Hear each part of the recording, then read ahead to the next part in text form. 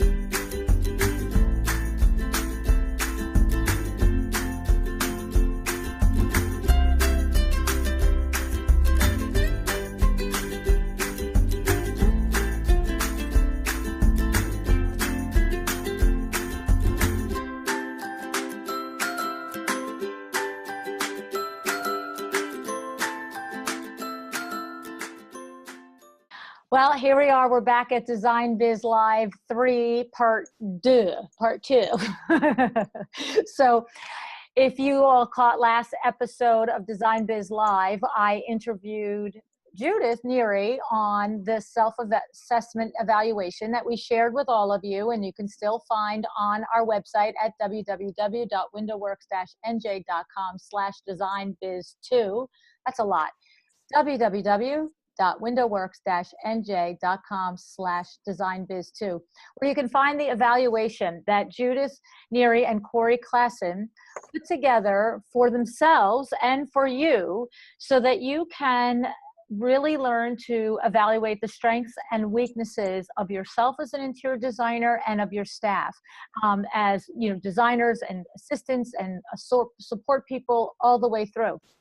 And the reason that they did this is because, like many of you, they struggled with how to structure their fees. And they're pretty brilliant. So they figured it out. Why don't we figure out what we do really good?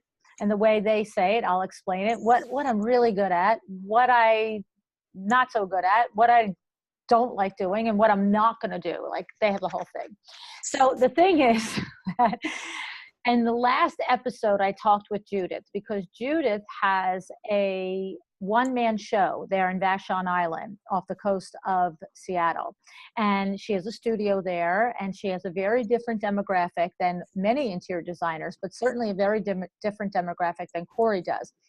And so we talked all about how she used this evaluation to work in her zone of genius, to structure her projects and her fees that best coincide with the things that she does really well and the things that she likes to do. And so if you missed that episode, please go back and take a look and take a listen to that episode. And now today, I'm joined by Corey Klassen. Hey, Corey, how are you? Good, Luann. How are you? I'm good.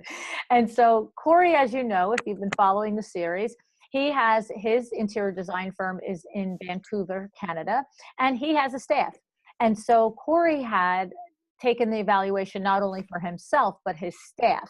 And now Corey is going to share with us the results that he learned and the things that, the way he takes the information about the results he learned about himself and each of the people on his staff, and how using that information, he then moves into the best way to structure the charges, the fees for his interior design firms, so that they best serve not only his clients, but the firm itself.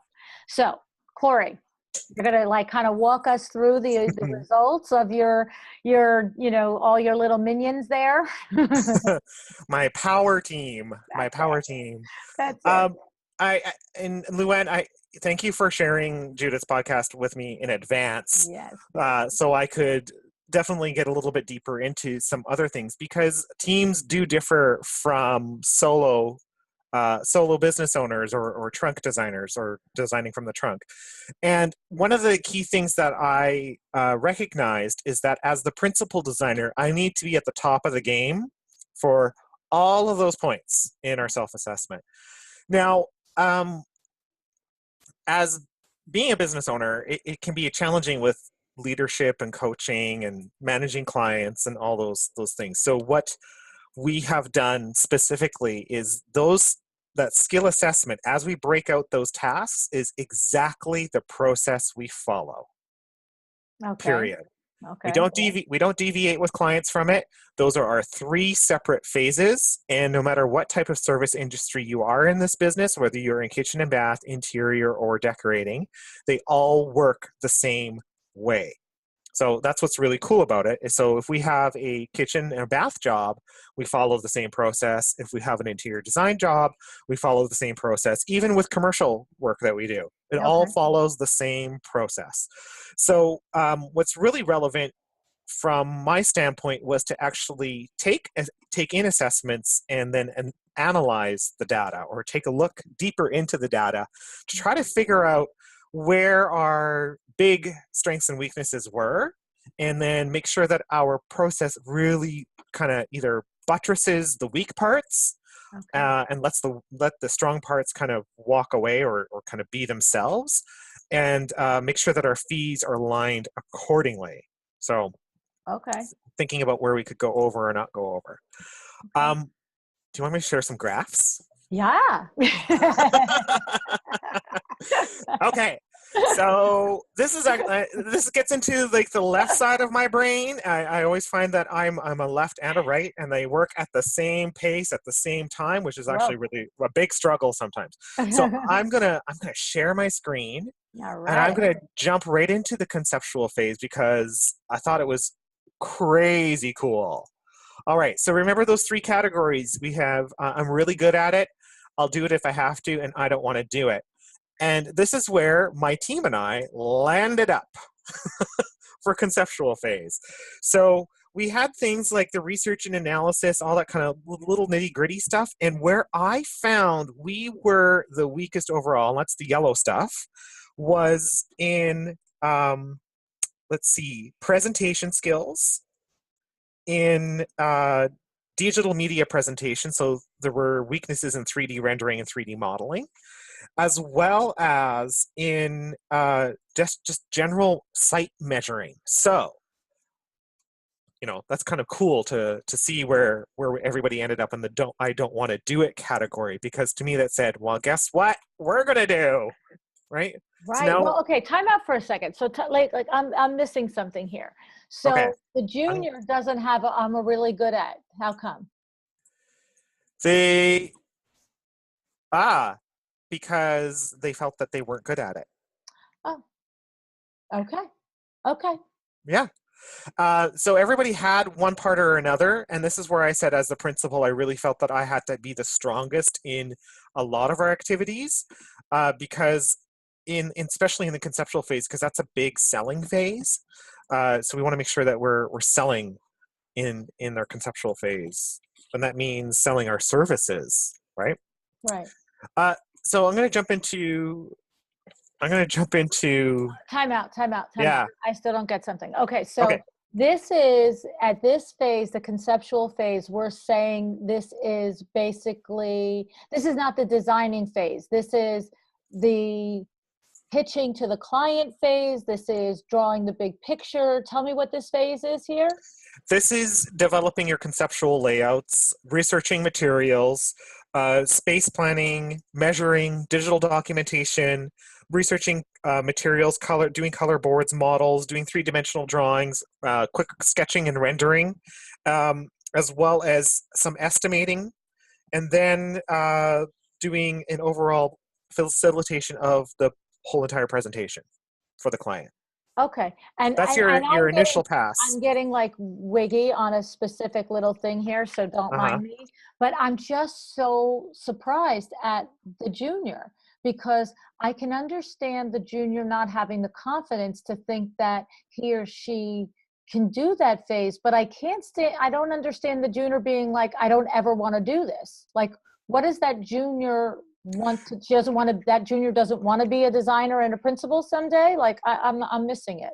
So the direction that I gave them when doing this was check off in your first column the stuff that you absolutely know you can do and you love to do it. If you can't do it or you don't know how, you're going to end up in the I don't want to do it category. Okay. Yeah. So this is not aspirational. This is literally a slice in real time. And if they have no skill, they have to say, I don't want to do it. Okay, Exactly. that makes complete sense. Now that it puts a different color, because I'm thinking, what good is a junior that doesn't ever want to do this stuff? Like, go work at Staples, sweetie. I know, right? Go serve some hot dogs. Okay. So All right, I'm now gonna get back to where you were going, because I really couldn't concentrate until I figured that out. Okay. So go ahead. Looping back, the principal has to be, or the leader, the senior designer, whatever you want to call it, needs to be the leader in this category. Right. They need to be the mentor and the coach downstream. Okay. So like you said, I'm really good at is absent on the junior, but that's because it's a self-assessment. They didn't feel that they were really good at it. So no, it's not an issue. It just means it's a development opportunity or a coaching or a learning opportunity for me. Right. I'm going to scroll down to administration. Sorry, execution. Not administration. Execution includes the things like drawing an as-built plan, doing production documentation or your contract documents, demolition plans, construction plans, floor plans, elevation schedules, blah, blah, blah. The lighting plan, reflected ceiling plan, power communication, enhancing your 2D and 3D rendering skills, furniture layouts, sections and selections of fixtures, equipment, and materials, and then creating construction schedules with finishes and their calculations, procurement installation schedules, and then bid packages and obtaining permits. All right. So the graph moves around a little bit here, which is actually kind of cool. What that tells me is that, I'm still on the top end as the principal, but I actually see other skills now popping up that I could leverage for my workload. I can probably say that during the initial process of the concept phase, my junior might be doing a little bit of work, but not necessarily everything. But here, they're actually leading more work. So it's a great tool to use to understand what my team is doing or how they feel about their job. Okay. So if we slide down to administration, and I will say that the administration phase is always the precipice of every firm. And I'm so focused on this junior. I know. I don't want to do this at all.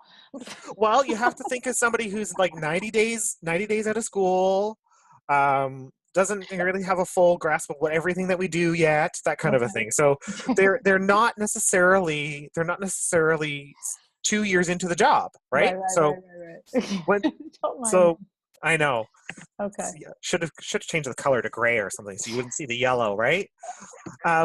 So what I noticed here is that we dropped considerably in what we want to do and how we do things. So what this tells me in administration is really about contract management or contract administration. So we're administering our contract documents that we produced, developing critical paths, managing critical paths, proposals, timelines, estimates, RFPs, doing shop drawings and submittals, administration of billable hours, all this kind of stuff falls into this category, and you can see we don't like really doing a lot of it. Hence the whole reason for the podcast. Right. So nobody wants to do it. So as the business owner, I'm like, okay, yeah, I've got more skills here, right? I got to step up my game. I got to become a lot better at this. I have to become stronger at it because this is where we're going to lose clients here. And this not is keep track of your money. Right. So not only we're going to lose them in the administration phase, but their project might derail at the same time. Right. So what I realized from this is like, okay, we can, like, the designer and the principal can pair off each other, but the junior should be focused on other work. The CAD tech is not necessarily the best person to be using for this area either, but it has to do with what the skills are. And I really enjoyed looking at these skills because it allowed me to kind of think about things in a bigger picture and reformulate the plan of execution for a project and a process. Okay. Okay, so I'm going to stop sharing my pretty graphs. Okay. Okay. So, so what you found out was by looking at this, that basically it looks like in a nutshell, you found out that nobody really likes to keep, the admin stuff all locked down. And so that's, of course, can't happen. And that meant as the principal, you learned that the people under you really don't like it a whole lot more than you like it. But now you know that that's a hole possibly in your process, and that you need to, like you said, buttress it up. Somebody's got to do it, right? So tell me about that whole awareness and that awakening and yada, yada. So what I did from that point is I looked at, and this is probably a year and a half ago when we really started down the more detailed journey of trying to understand what our businesses were doing. I looked at a couple of things. Was it accounting related? Was it process related? Was it the actual bidding of materials? Was it management of construction parts? And what we realized is, it's definitely a lot of those things. However, we found that a lot of the things that get away from us are the client communication pieces, and making sure that our documents are being communicated correctly, on time, with the right information, and all complete together. So we had to develop some processes in place. So one of them is we use a great online software. Can I plug? Sure. Who are we plugging? My Doma Studio. Oh, well, we could definitely plug. Yeah. Be serious. And, right, we use it as a team with our clients, and we use it throughout the process. So clients log in and they message as the project is going on. As we do site visits, we upload new pictures and things like that. So things help. We had a new tool that helped us communicate better. Contractors call us now, and it's easy for anybody in the team to pull up the job and look at what was going on. Whereas before, we had to kind of dig through paperwork to try to find the information, and it took a lot longer to get answers. So we had to shorten the bandwidth, if you will. So rather than it being a large catch-all of administration, we had to really shorten our tasks into key specific areas to make sure that we could get our deliverables out in a timely manner. Buttress that with switching over to an accounting software that was easy to use and easy to manage. So that for us was QuickBooks. It was very easy to flip over because there were many other accountants and bookkeepers that used the same software. So I outsourced that. Right? So rather than doing that all in-house, I was able to free up my time to pay more attention to administration. Okay. So let me just make sure I understood here. So what you basically, if I heard you right, you said that when you really looked at it and it looked like on face value that nobody really is all that into the admin, when you looked at it deeper, it wasn't so much that the team wasn't interested in doing the actual different components of the stuff that had to happen for a job and all the details that go into creating and managing a project. It was more that you found that the team, where the actual lacking was in communicating that, not only between yourselves, but out to the clients and out to the vendors. So, right? Okay, so it was a communication thing. And so that's interesting, Corey, and that's pretty smart of you to actually go further down into it and really figure out why the team was scoring low there, as opposed to just throwing your hands up and say, well, we didn't, you know what I mean? Like, I like that, because then you fixed it. And, look, everybody knows I love my Doma Studio, but I didn't know you were going to say that. But that is what we always say about my Doma Studio. And that was the thing, I have to tell you, that was the thing that got me about my Doma Studio. Because as a vendor to interior designers, I would love the designers that I work with to have my Doma Studio, because I cannot stand 20 emails over the course of a 4-month project, all in different places. And then I finally get a PO, and I've got to search every email from that designer's project manager to make sure that I don't have a missed part of the change of the project. And that's when Sarah told me that, you know, the vendor can be invited into the project. And so I love that. And I love that you figured out that that was a missing component and there was a solution to it. It is. And there were some other solutions that we implemented too. Right. So one key solution was actually using a app on the job site. So we use what's called punch lists. Oh. It's a simple little app. It's like $4.95 or something like that from the App Store. I think $4.95 Canadian. You'll have to convert. Sorry. Somebody will, but not us. Right. I don't do numbers. Right. So that allowed us to go on site, take a photo, put it in the app, write a note, apply it to a certain kind of person within the project as a whole, and then PDF it right from the job site via email, and out it went. So then when we got back to the office, we would upload it back into my Doma as a separate deliverable so that the client could see everything that was happening and what we were taking care of. So it kind of, there were a few parts and pieces because I don't find that there's ever one complete solution to the administration part, Right. but we were able to use technology as an answer to a big gap in what we do and don't do. Yeah. Okay. So I love and I hate that punch list app, I have to tell you. What I love, I can understand why you would love it, because you are in real time. Like, say you're out there and you're doing a walkthrough and looking at the window treatments, and you look and you say, oh, you know, the side returns are all hanging off the ends of the drape. What the hell how did Window Works leave this like this? So you're saying that you're taking a picture, you're right away, and you're shooting an email off to the vendor. Okay. Yeah, and you can make multiple punch lists for different vendors, right. or make one whole big punch list and manage it that way, and then just take snapshots out. So I'm glad you said that you come back and put it into my Doma, because what I was like about to say is the love-hate is, I love it. I understand as the person making a punch list, because I go on my own projects and need to make punch lists and stuff too that I have to communicate back.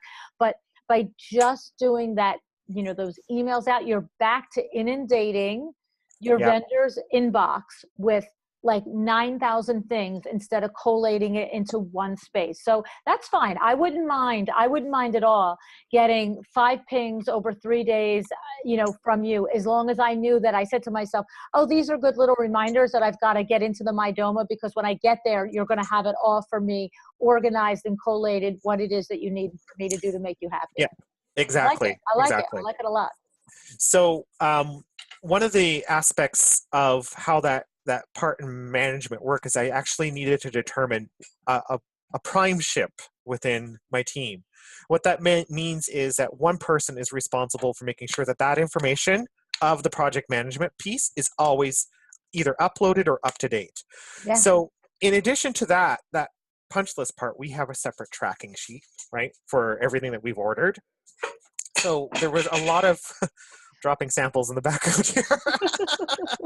There's a lot of parts and pieces that we had to develop to make sure that as a team, we weren't just necessarily siloed into our individual jobs, but that things were being communicated to clients and to suppliers in a timely fashion.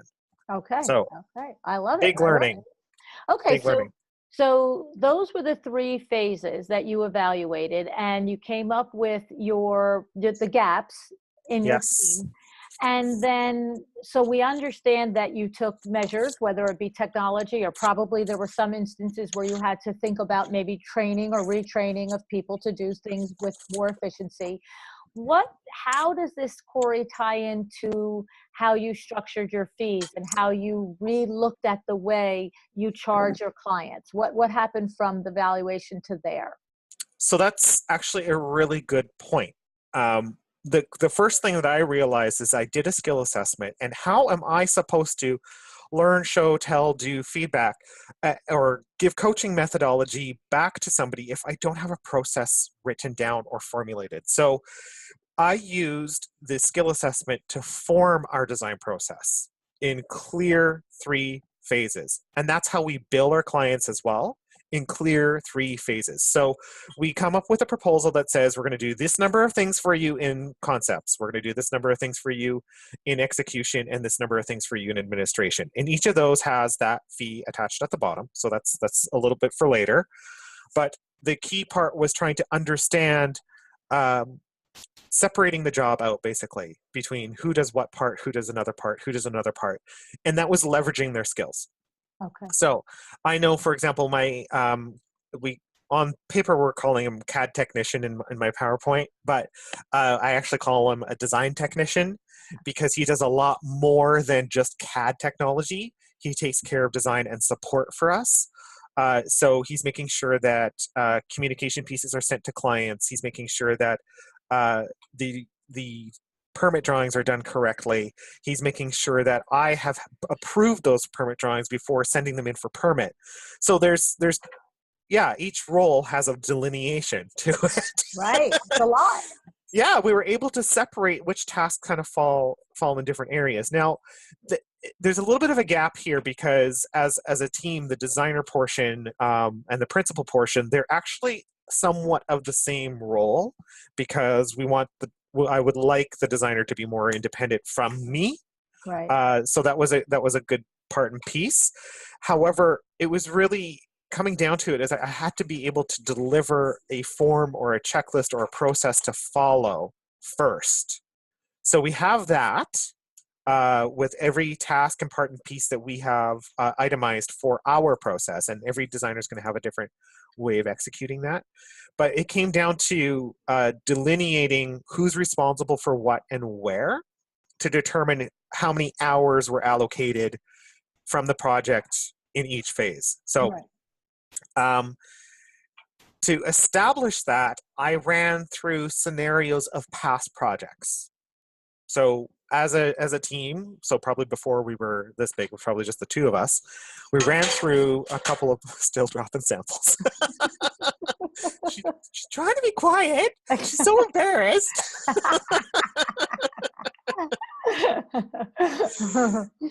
We dissected a project from beginning to end, and we said, okay, we did basically a post-mortem analysis, and that's a big business analysis term. We did a post-mortem analysis on the project, right? It sounds terrible, but it was really like, okay, where were the key learnings? Right. So we looked at the key learnings. Okay, what were the big failures? Right. So then we took those failures and put them into, okay, wow, we really need to get better at this. Okay, we need to get better at this. And then I went, there has to be a better way. There has to be a better way, right? So that's when Judith and I started talking a lot more about this, and this process or these 3 phases just kind of evolved out of the NCIDQ actually examination. Okay. So that was a really big indicator for me as a business leader or as the owner to be able to understand coaching methodology and to understand technology integration, to be able to ensure that we were being accountable to our process somehow in a form or a checklist, and then making sure that we had the right balance of power, I would say, within the project itself. So yeah, it's not easy. No. So it sounds like to me, I'm going to, go through what I'm understanding. So it's almost like hand in hand. In other words, the 3 sections of your evaluation are also the 3 sections of the process of a project. Okay. Yes. Right. And so now you then do your postmortem, you go back to previous projects and you start to evaluate not only the parts of the processes that you're strong at, but that you're weak at. You address them, you work on them, and or develop new systems or new technology in order to streamline them better. But then you also analyze how many hours you are generally spending within each of those 3 phases. Correct. Okay. So now you get to that. And so now you told me that you are billing your client in those 3 phases. Are you attaching a flat fee to those 3 phases, or does one phase have a flat fee and another phase has an hourly? How are you doing that? So are we able to say at this point that we're past our analysis, we know our strengths, we know our weaknesses, we know the hours that we've spent, and now we can talk this part of the conversation, or is there more there that we have to wrap up before I start digging into this with you? I'm not afraid to dig into this. This is actually really exciting. Okay. Because I think Judith really gave a lot of background into those subtleties in the previous podcast. So if you haven't listened to that one before listening to this one, go back and listen to that one, because it's really important, because it's going to tie into what we're talking about.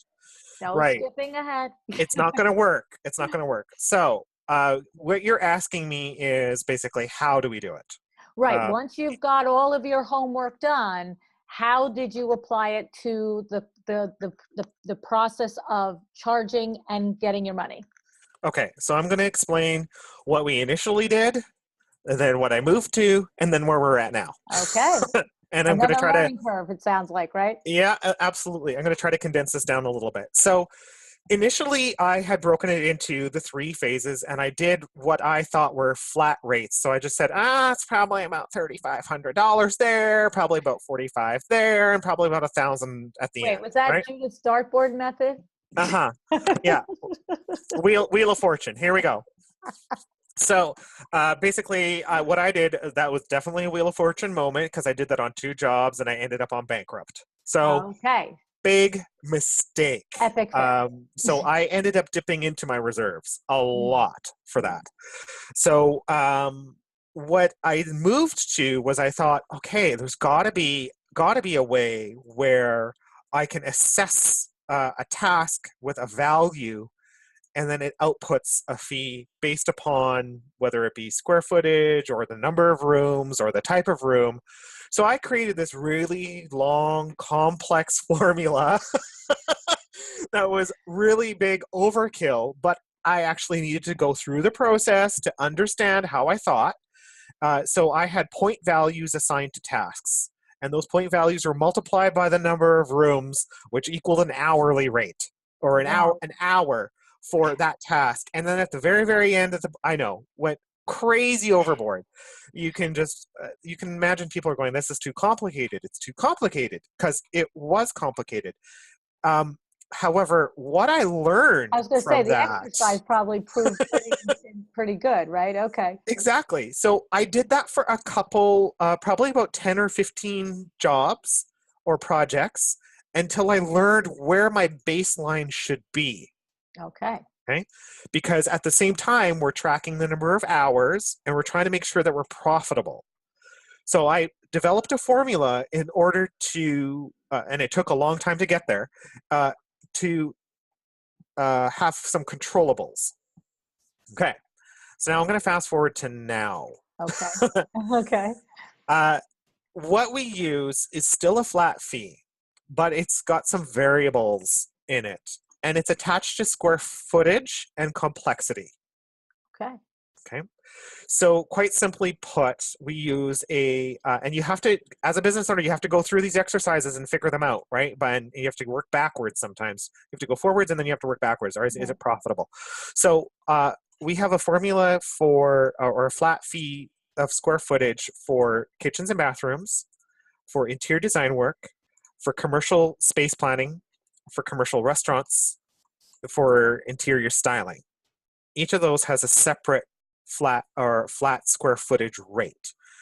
So when we are measuring rooms, we can determine kind of approximately, let's say you've got a 100 square foot kitchen, which is actually kind of small, multiplied by a square foot rate equals the total fee for the whole, for all 3 phases. We then divide that up separately, or add a multiplier. Let's say, this is a crazy pants. I love saying you're crazy pants. Sorry. This is a crazy pants client. I'm going to add 25%. Okay. So you're saying that happens, right? We're being. Yeah. Okay, good. I like that. Absolutely. Padding. It's called, right? We do it on the shoulders. We do it on our back. Yeah.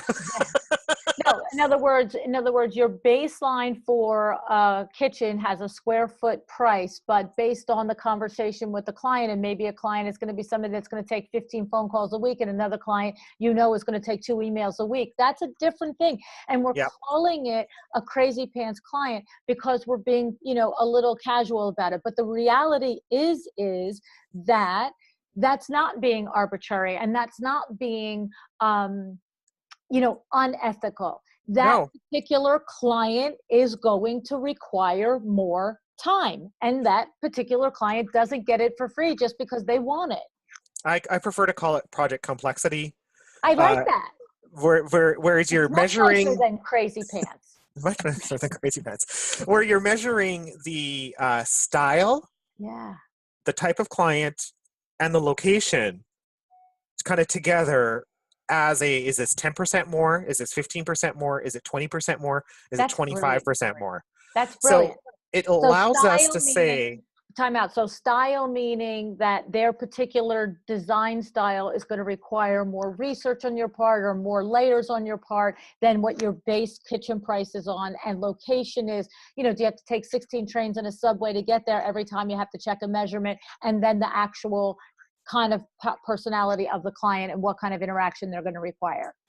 absolutely. Love Exactly. it. I love it. So at the end of the day, that breaks down into three sections with a 60%, a 40%, and then the 10% extra. Right. Because that's the area that we can't really control because we're not responsible for contractors. Right. And we are not general contractors. We are interior designers, and we administer our contract documents. That's what we do. Right. We do not project manage. That's not our job. Okay. So that's how that flat fee works. Now, there's another layer added onto this. It's kind of like the icing on the cake, and that's sales, product sales. So all of this is outside of product sales. Now, when you say product sales, you mean when you purchase a sofa or a rug? Sofa, rug, cabinets, counters, Anything. Fixtures, decorative hardware, whatever, lighting fixtures, anything. Anything. And everything has a baseline minimum profit margin of 40%. Not markup, profit margin. And it's really important that as business owners, we understand that in order to really be in business, the money in and the money out before operations needs to be 40% additional. So run us through what you mean by that. So can we take an example of like a $4,000 sofa and use that as an example to explain what you mean between profit margin and markup?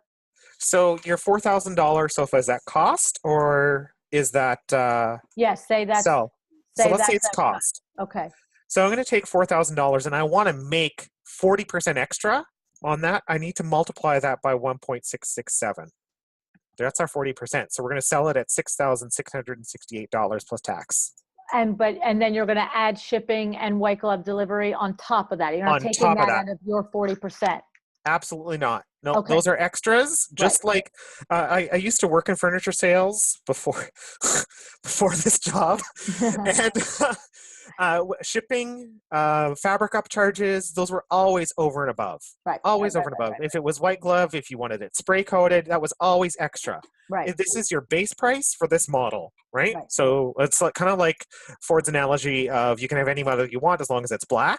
Well, you can have any profit margin you want as long as you're making a minimum of 40%. That's the key on product sales. So those product sales help us build our business. They help us in the slow periods. They help us grow and do more advertising. They help us increase everybody's wages. So that's what those product sales are for. If all we did was design services, we'd be out of business in no time. But we have to do product sales to stay profitable. Okay, so now back me back again. Okay, so we have decided based on, you know, a kitchen has a different square foot price than, like you said, an interior design project does, and in contrast to an interior styling project. And there was one other type of project, a commercial and commercial. You have done your research, you've done your evaluation, and you've decided a square footage price based on each of these types of projects. And then you also add the evaluation layer of location, style, and complexity. That's Yeah, how the okay. project complexity. Exactly.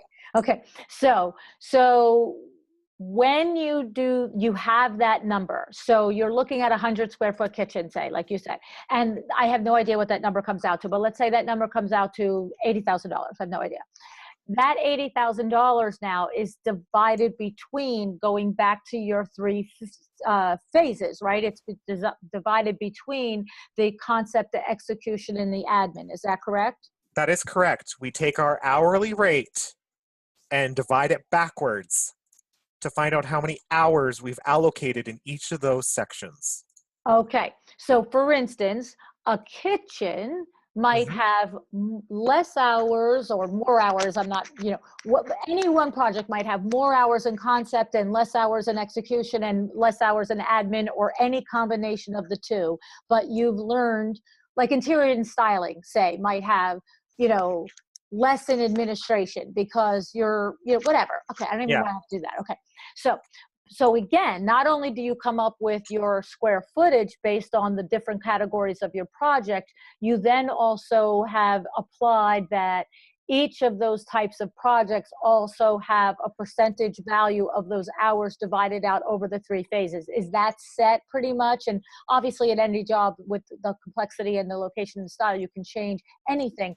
But do you pretty much know, like, kitchens are heavy at this phase and interior styling is light in that phase, XYZ, like that? Absolutely. Yeah. Okay. That's an experience and that time. Over a longer period of time, you're able to figure those things out. And I can look at a fee for a project that I'm proposing and say, you know what, that's not enough. That's not enough. I know what it takes for us to do this work, and we are detailed. Okay. Because we don't want to call. We don't. Right. So I know that we're going to need more time. So I'm going to either take out some tasks, or I'm going to increase the rate. Okay. Okay. And then for everybody listening, they have to figure out what their rate is. So it doesn't do any good to talk about what your actual rate is, because for somebody, it's about the part of the world that they live in. It's about their experience level. It's about what they're comfortable charging. But it could be somebody's rate in each of these, their hour is $250 an hour, and somebody else's could be $450 an hour, and somebody else's could be $85.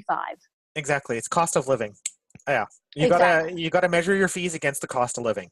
Okay. So I know that in Vancouver, for example, our cost of living is actually quite high across the nation, and even compared to most of the locations in the United States, we're comparable to New York.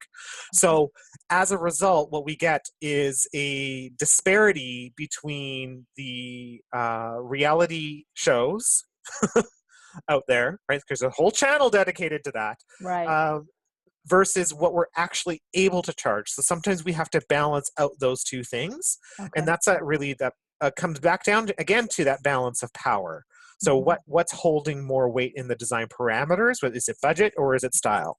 So we have to really negotiate those things. But I want to actually come back to one thing that I probably did not clarify, and I want to make sure that I'm clear on. We use this flat fee formula, or this flat fee method, because of capacity. Their hourly rates just as good, right? If you can figure them out, go ahead, do it. But we use this because of capacity. I am much more inclined to send one bill, say, here's your design fees for the next phase. Please pay them and we'll start. Versus, here's your design fees from the last 2 weeks.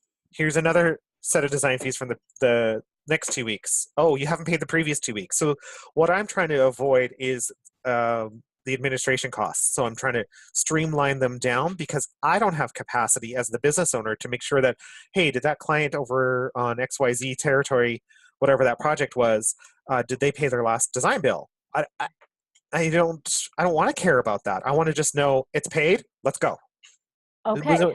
So let me take that apart with you for a second. So for instance, you're saying to me that I'm going to pick random numbers because I have no idea what it costs. But let's say we're working on a project and the project is $100,000, and you've decided that the first phase, the concept phase, is $20,000, and the middle execution phase is $60,000, and the admin phase is also $20,000.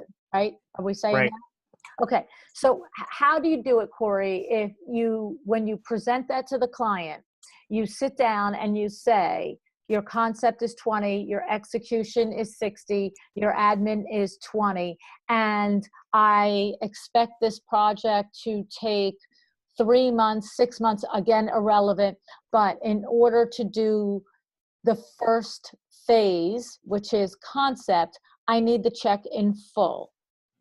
And then I will deliver the concept to you. And then we will start working on the concept. Yeah, oh, right. That's what I'm saying. Like, in other words, you have an initial consultation where you all fall in love with each other and you spout beautiful ideas and they get enticed and they want to go. And then, but you don't do the concept phase. You tell them that their concept phase is going to cost 20, pay that to me, and then I will deliver it to you. This is a sales cycle, right? What we do as design professionals are sales. If we're not doing sales first and foremost, we are setting our clients up for failure at the end. So that initial conversation about how that process works is in our initial telephone call. Mm-hmm, mm-hmm. So they know we work on a 3-phase project or 3-phase process, or 3-step design process. It's outlined on my website very, very clearly. You can watch the video and I'll explain to you what it is that we do. And that's where we bill. We bill you in those phases, in those 3 phases. Now, you can probably anticipate fees in upwards of XYZ, whatever that might be, depending on the conversation. So, for example, if it's a kitchen only, we might say you can expect design fees around $8,000.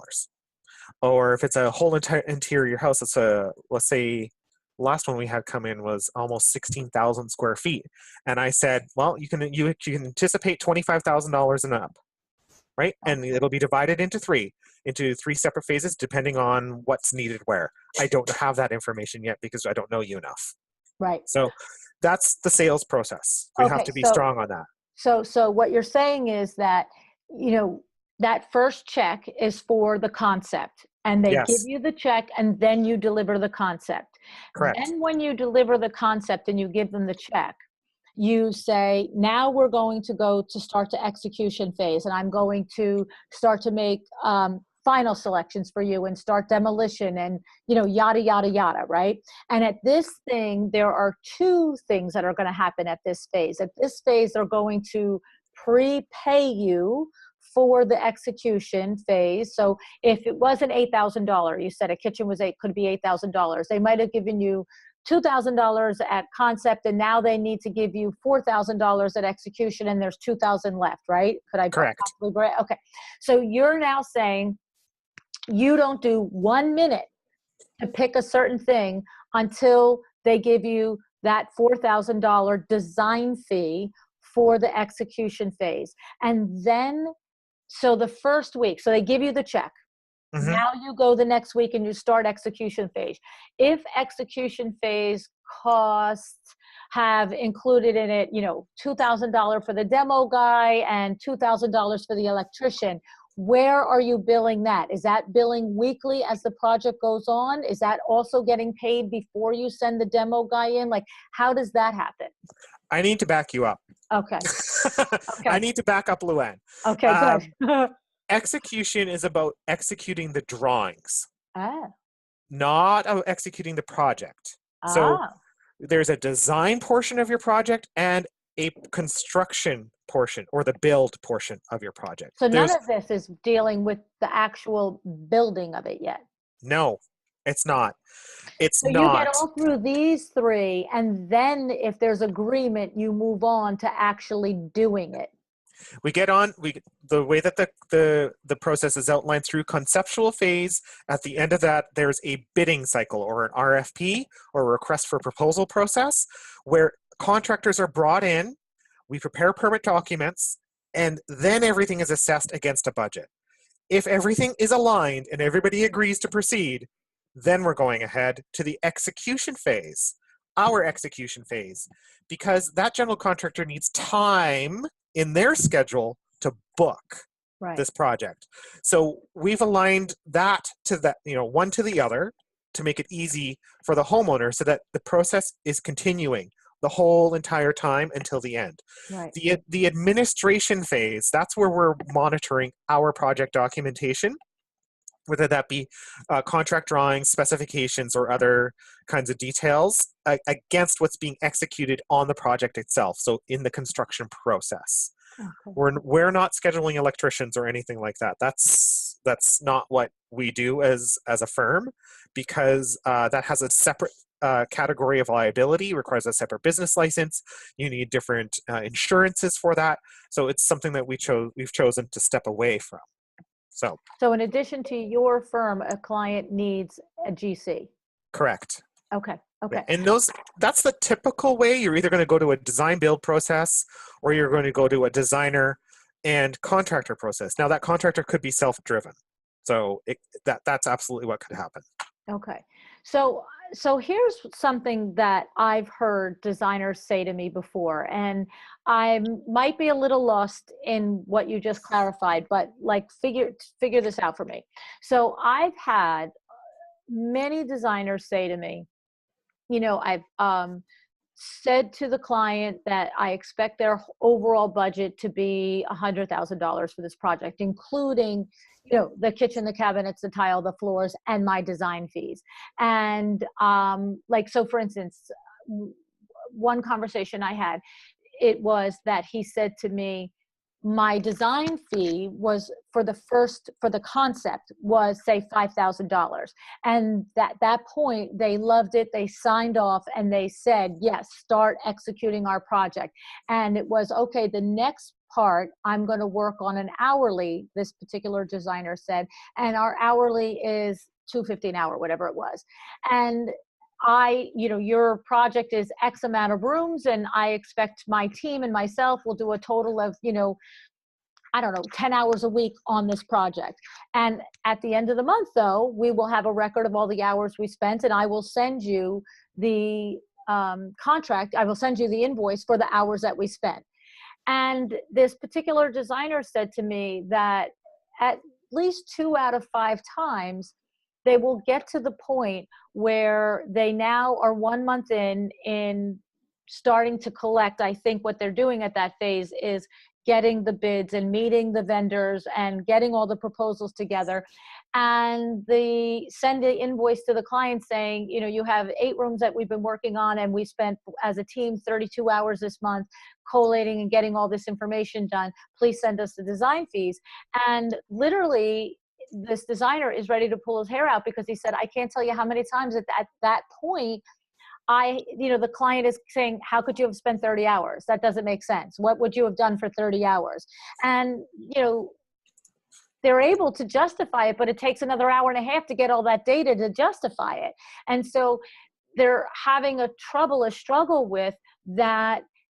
At the signing, at the happy moment, this is going to be a beautiful kitchen. And then a month later, it shouldn't have taken you 30 hours to do all those things to get me bids and to get me, finishes. So what do you say to that, Corey? Well, I say that's kind of a cautionary tale, if you will, in that I would encourage the designer to respond like, well, this is a professional service. You're more than welcome to take on these aspects on your own, and we'll only work on the drawings, or we'll only work on the cabinetry portion, or whatever it might be.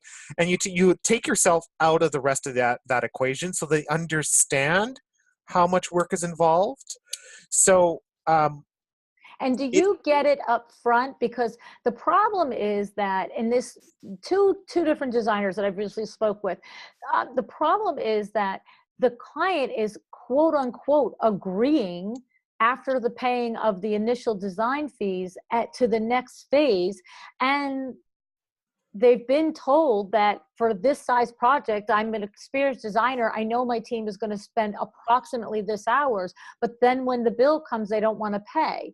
And it seems, Well, how do you bill up front if you don't know how many hours? Or is that what you're saying? You already just say, this next thing, because of all the evaluation analysis that I've done, is probably going to be 30 hours. And if you want me to do this, like, you don't say that, but you just say, this next phase is another $4,000, pay it or I don't move forward. so I think there's a balance here in between what you're stating and what we actually do as far as how we're successful with that.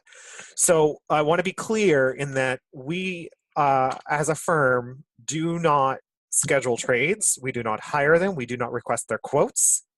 We can do things for materials and finishes, but we do not work with installation, or we do not work with construction. How do you get away with not doing any of that? It has to do with maybe the economics of how Canada works, perhaps, but there's general contractors and there's designers. They're separate. Ah.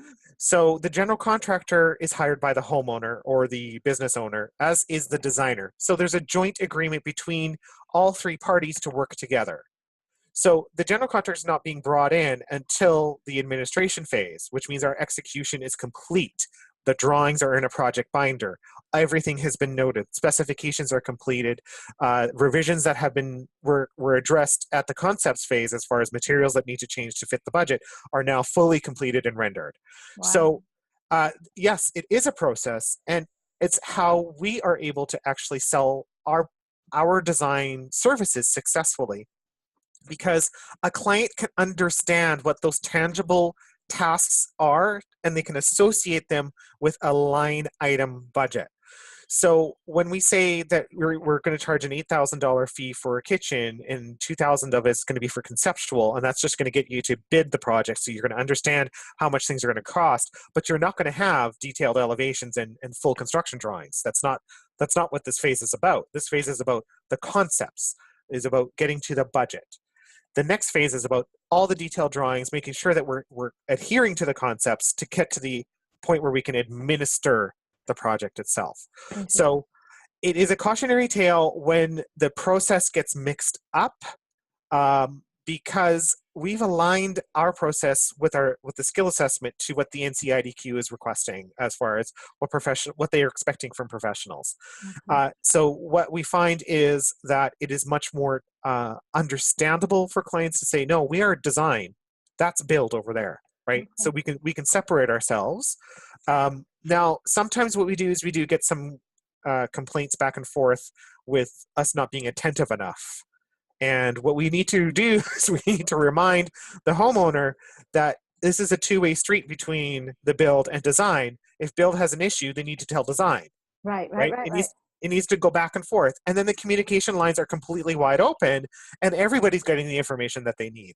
When the and it's always about communication. So not only are we, as design professionals, graphically communicating our drawings and our specifications, but the contractor needs to reverse communicate to us as well. When there is an issue, or the site does have some parameters that kind of expose themselves at demolition, we need to know those things so that we can address our drawings appropriately and respond to the client and get the homeowner or the business owner on a much better, healthier track. So it's built on success rather than built on siloing different kinds of parts and pieces. Right. So I can understand why a homeowner would object to saying you spent 30 hours getting quotes, right? I can understand that.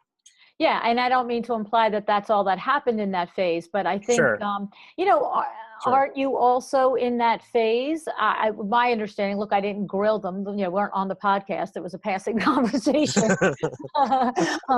But I made an assumption that in that phase, they probably are also, actually doing the final selection. Like you said, the design is the concept, but then now finding that actual tile that looks like that concept, that fits in that budget, and yada yada. So yes, it's also finding the sofas and finding the rugs, and then meeting with the vendors and so forth. So and in your phase, where does the product sales come in? So the product sales come in at the end of execution. So if we're being asked to bring in furniture, rugs, window coverings, whatever, that happens when execution is complete so that we know what our design plan is. And we've left a kind of allocation in the budget, so 15% extra, 20% extra in the overall budget to say, we want to spend that on styling and fitting out the space. So that's when we're going to start going to those vendors and saying, okay, now can we get some workroom estimates in and try to figure out if we're on point. If we're not on point, we need to work backwards, of course. But that ordering and production and estimating and quoting happens in between execution and administration. And so you are you're just not, it sounds like to me, you're just not engaging with the heavy lifting. You're not engaging with the contractor who's throwing a hammer and the electrician who is running a wire and the plumber who's laying down plumbing, but you are engaging with the other types of trades, the window treatment people and tilers. Are you engaging with the tilers, or that's part of the build and that's not under your venue? We are still engaging with them under the administration section. So we're doing site verifications to ensure that electrical and lighting switching is all working correctly according to plan, because inevitably there's going to be something on site that's going to change all that.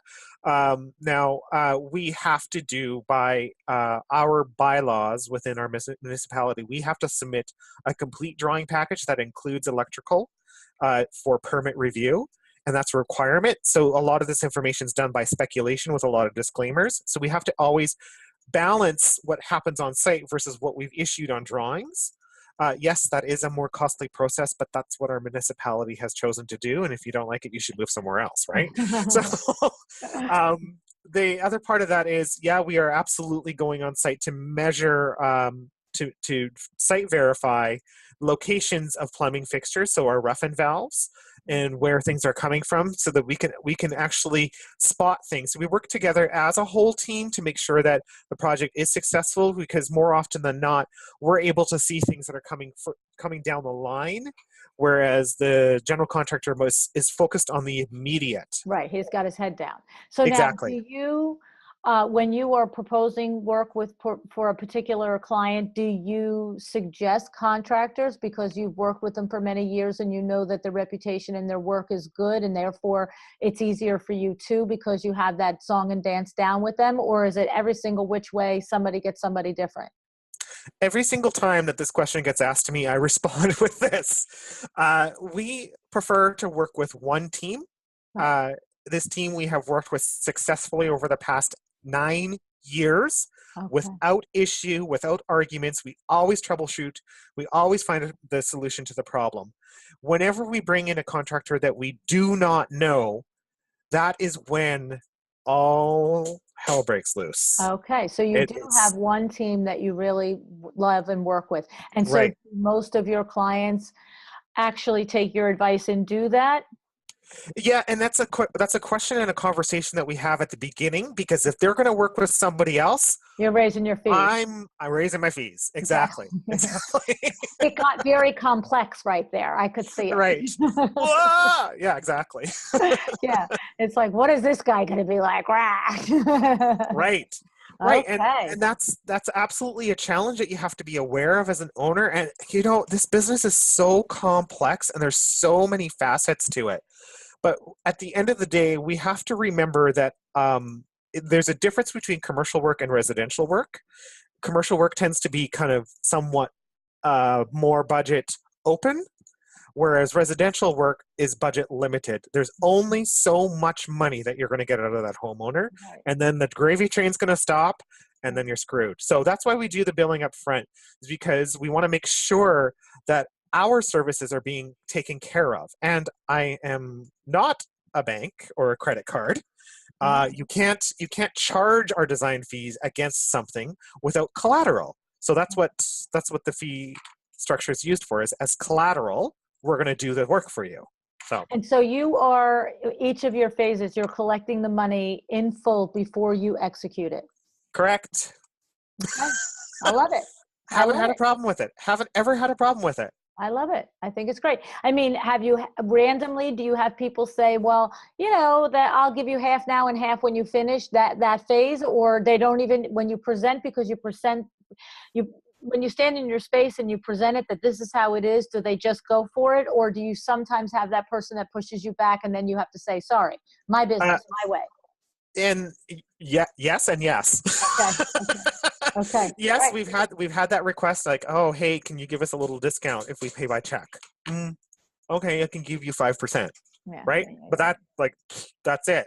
Right. But we've also had the, why is it we only have to pay up front? And I said, well, we're going to be producing work for you, and I need capital to make that work happen. Right. So. Right. Well, and you know what? When you say it like that, it's the truth. It's like, my people are going to get paid every week, not in the 5th week or the 6th week. They're going to get paid every week. And so I need your Yes. money to pay them. Yes, there's staff, there's rent, there's internet connections, there's software licenses. These things still have to get paid on an ongoing basis, and I can't wait for you to pay me 45 days later after we've delivered a contract, which would never happen, by the way. You shouldn't deliver anybody anything without money. Right. I don't know if you've heard that story before. There's a particular story, you mean, or you're just Probably many particular stories. Okay. Yeah. No, I know what you're saying. Yeah, you don't want to be in a position to chase your money. There's no way. No. I mean, that's what I was saying with this particular designer I was speaking with. It was just so disheartening because, the client was supposedly on board and happy and everything was fine. And then all of a sudden it was like, questioning. And it's like, what are you doing? You're not valuing what I'm bringing for you. You didn't value the work I did for you. And that stinks. Nobody wants to feel that way. No. And I think every agreement needs an out, or a get out of jail free card, and that's your termination clause. And hello, red flag, right? If you're questioning our bill on the first month, right? Yeah, this isn't going to go well for the rest of the project, because projects don't take 3 months. They often take 6 to 9 to 12. So, yeah. And you're right. And I think that's why it was such a downer for that designer, because it was like, this is what it's like now. We're not even, we're still in the happy phase. You know what I'm saying? Yeah. And it's difficult to always remember that. Sorry, I'm looking for my note on this because I actually had a note. Full service is definitely the rarity when you're talking about those things, but it's always a balance between, where did it go? It was right there. It's always a balance between business and personal. Yeah. Something like that I was going for. And this is always business. It's never personal. We're doing very personal things. Right. And we have to have personal conversations. But at the end of the day, if you can't stand proud in the business that you're doing, you need to really reflect on how those relationships are working. And it sounds like maybe part of the solution lies in the way that you have analyzed the different phases of your process and already attached X amount of hours to it, and you collect it up front. So it really could be that instead of doing an hourly and just being like, it's almost like the honor system at that point. I'm going to work for you in good faith. I'm going to, with integrity, log all the hours that I spent with you. And then I'm going to expect good faith from you back in writing that check for me at the end of the month. And if that's not working, maybe it's taking stock and evaluation of your work process and how long it takes you to execute certain situations and certain projects, and say at the end of the first phase, you know what, the next check is this much money, give it to me and I'll start. And then, as a designer, you can then keep your staff within the 30 hours that you allotted and, be more efficient, get something done, whatever it might be, right? I mean, it sounds like that could work. Yeah, and when you work on an hourly structure like that, where you can still use the 3 phases and you still estimate the number of hours that you're going to go through, definitely encourage using a design retainer. And that retainer is held, and it's not spent. It's not billed against design services. It's retained until the final invoice is done. Okay. And then the balance is refunded. So using that traditional model is going to help overcome that gap, because you can lean on the retainer to say, oh my goodness, we didn't get a payment and the clients walked. how am I going to pay my staff? Well, that's what your retainer's for. So right? above and beyond the price point that you've established for each of the 3 phases, you're saying that you just like put on it like a basic extra $5,000 or $10,000. It's almost like an escrow account. It sits here, and if you pay all your bills through the whole phase, this is going to come back to you. And if you don't, guess what? Absolutely. I mean, I banks love ask it. for the same thing, right? What? Don't they ask for money in exchange for money? That's right. Right? I love it. I love it. I love it. Oh my goodness.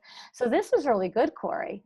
Yeah, it's Yeah, quite the two halves complex. you and Judith did really, I think, really addressed both areas really well about what a solo designer does and the way that he or she can structure their firm and their fees. And, in Judith's case, we know, she says it, I don't do the things I don't like to do anymore. I love it. She That's has a exactly picture. right. And sometimes I do wish sometimes that I could flip back and only work alone, but then I look at what I've accomplished and the people that work for me and how much I enjoy coming into work. And yeah, sometimes I'm grumpy just like any other person is, and I just think it's really cool. I just gotta never grumpy. But I look at it as a cool experience. Hey, look, I can sell, and I can make sure that you have a paycheck, and you have a paycheck, and you have a paycheck, and I get to have a paycheck too, and we can have a good time doing it. Yeah, it's hard, it's complicated, it has deliverables, it has things that we have to achieve, and sometimes it's crazy as but Yeah. it is really rewarding, and that's And what it brings just us into work every day. right. And it just goes to show that there's not one model for everybody. So, Judith she has a lot of freedom right now, not answering to anybody, and not that she doesn't have to answer to her own clients and so forth, but, she's at a different phase of her life. You know what I'm saying? And so I think that it's nice that, I have this relationship with both of you, and that we get to pull apart, both aspects of the same topic. And so it's really cool.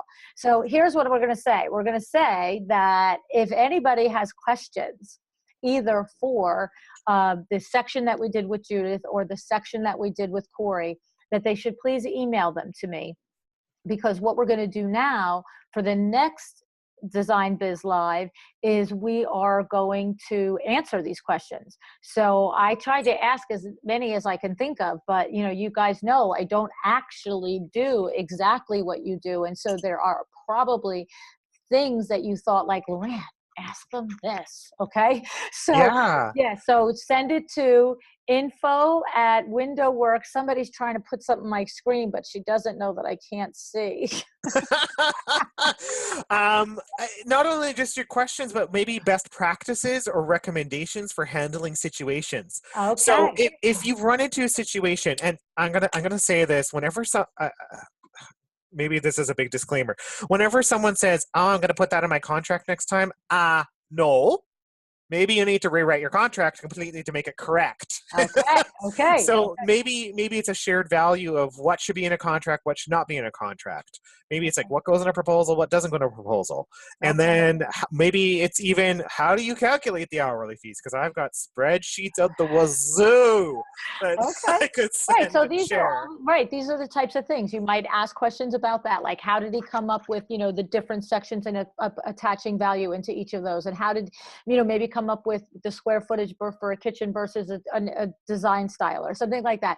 The other thing is that the 3 of us have talked about, Judith and Corey and I, is we've talked about how the other result of doing this evaluation in Corey's firm is that he was able to also use this strength assessment as a tool for hiring his other, filling out the positions in his firm, not only as a tool for identifying his existing employees and what skills they needed to be beefed up on, and he needed to, make sure he got some education and training for them on, but also as he added employees, he knew based on this assessment of the strengths and weaknesses of the people that he had in play, what he was missing. So that's another part that we can talk about in a future episode. So I think what we're sort of loosely planning, the 3 of us, is to address questions based on these 2 episodes. And then if there's like, look, if there's 20 questions and they're all 20 different questions, that could be the whole episode. But if it's sort of half an episode, then we might go into the way that Corey used that as a tool for hiring his next hire. So this has been really good. I really, really, really am thankful. And I'm just going to tell everybody, Judith has been with us. She just didn't talk this time. She's secretly there. And I'm also, what's so funny is I'm also not sure if she's not on screen. So